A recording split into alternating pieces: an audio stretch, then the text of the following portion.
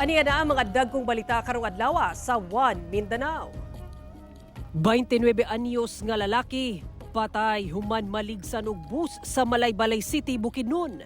Insidente sa pool sa CCTV.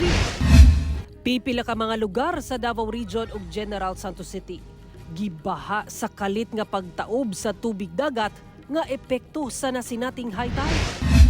Duha ka mananagat samdan human giatake og buaya sa panglima sugalat Tawi-Tawi.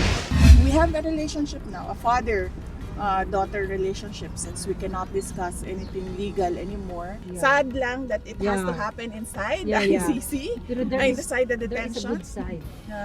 It's But blessing. yes, thank you. Vice President Sara Duterte nagpasalamat bisan sa kalisod sa ilang sitwasyon karon tungod mas napaduol sila sa matag usa. Kanhi Pangulong Rodrigo Duterte, buot na daw makauli sa Pilipinas.